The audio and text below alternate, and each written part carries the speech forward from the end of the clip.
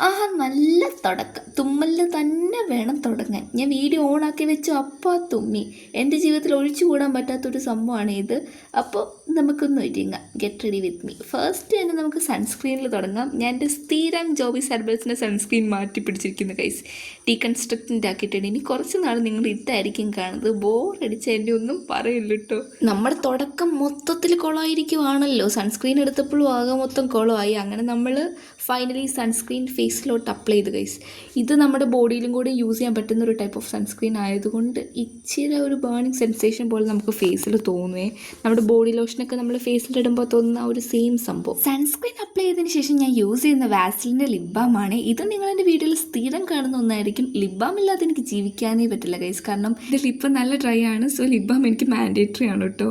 അത് നമ്മൾ മാർസിന് സെസ്ഡി സൂമ്പ എന്ന് പറഞ്ഞൊരു ലിപ് ഷെയ്ഡാണ് കേട്ടോ യൂസ് ചെയ്യുന്നത്. ഒരു എവറി ഡേ ലിപ് ഷെയ്ഡാണ് ഇത്. ലൈക്ക് ഇങ്ങനത്തെ ഒരു കൈൻഡ് ഓഫ് ഷെയ്ഡ് ഇഷ്ടപ്പെടുന്നവർക്ക് യൂസ് ചെയ്യാം.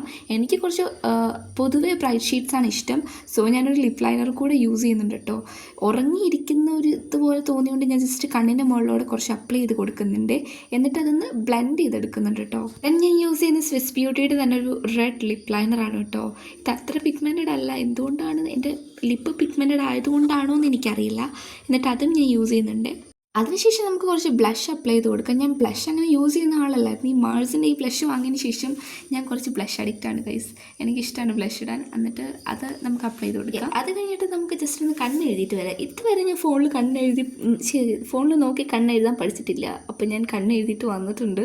അത് കഴിഞ്ഞിട്ട് ഇൻസൈറ്റിൻ്റെ ഈ മസ്കാരയാണ് യൂസ് ചെയ്യുന്നത്. അത്ര നല്ല മസ്കാര ഒന്നുമല്ല, പിന്നെ ഞാൻ വാങ്ങിയത് കൊണ്ട് യൂസ് ചെയ്യുന്നത് മാത്രം. അങ്ങനെ നമ്മുടെ ഫേസ് മേക്കപ്പ് ഒക്കെ കഴിഞ്ഞു. പിന്നെ അതിന് ശേഷം നമുക്ക് മുടി ഒന്ന് സെറ്റ് ചെയ്യാം. അപ്പോൾ നമ്മൾ മുടിയൊക്കെ സെറ്റ് ചെയ്ത് വന്നു. ഇതാണ് നമ്മുടെ ഫൈനൽ ലുക്ക്. എല്ലാവർക്കും ഇഷ്ടപ്പെട്ടെന്ന് വിചാരിക്കുന്നു. അപ്പോൾ ഇനി അടുത്ത വീഡിയോ ആയിട്ട് നാളെ കാണാം. അപ്പോഴത്തേക്കും ബൈ.